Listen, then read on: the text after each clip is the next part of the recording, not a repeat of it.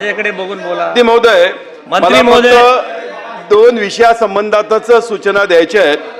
प्रामुख्याने भाग क्रमांक 98 पेज क्रमांक परिणय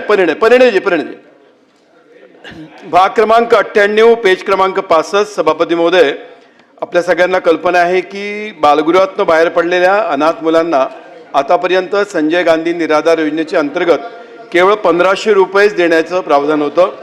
माझी विनंती अशी आहे सभापती महोदय की 18 वर्षानंतर जेव्हा एखादा मुलगा बालगृहातून बाहेर पडतो तेव्हा त्याच्या शिक्षणाच्या व्यवस्थेसंबंधी योग्य तो निर्णय सरकारने घेतलाय आणि शिक्षण फ्री केलंय.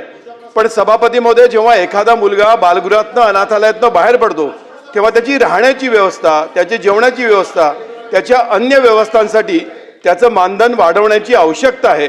आणि महाराष्ट्रातल्या सगळ्या अनाथ मुलांची मागणी आहे की यांचं मानधन 3000 करण्यात यावं.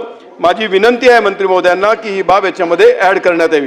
सभापती महोदय, भाग क्रमांक 322 आणि पेज क्रमांक 240 पर्यटन विभागातली माझी सूचना आहे. सभापती महोदय, आज देशातल्या सगळ्या वर्तमानपत्रांमध्ये एक फार मोठी ॲडव्हर्टाईज आली आहे.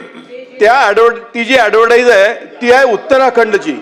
सभापती महोदय, या उत्तराखंडमध्ये जर आपण गेलो तर प्रत्येक ठिकाणी असा उल्लेख असतो की देवभूमी उत्तराखंडमध्ये आपले हार्दिक स्वागत. सभापती महोदय, याच्यावर रिसर्च केला गेला पर्यटन विभागाने, प्रामुख्याने उत्तराखंडच्या, तर त्यांनी सांगितलं की केवळ एवढा उल्लेख केला, त्या उल्लेखातनं उत्तराखंडमध्ये बऱ्यापैकी पर्यटनाच्या वेगवेगळ्या भागांमध्ये पर्यटक जायला लागले.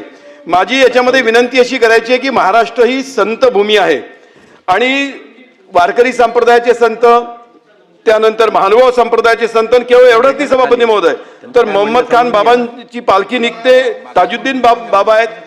मला असं म्हणायचं आहे की महाराष्ट्रामध्ये पर्यटन भागातर्फे सगळ्या ठिकाणी जर संत भूमी महाराष्ट्रामध्ये आपले हार्दिक स्वागत असो असं जर आपण केलं तर त्याचा परिणाम पर्यटनामध्ये होईल. असे दोन प्रामुख्याने सूचना मला करतो.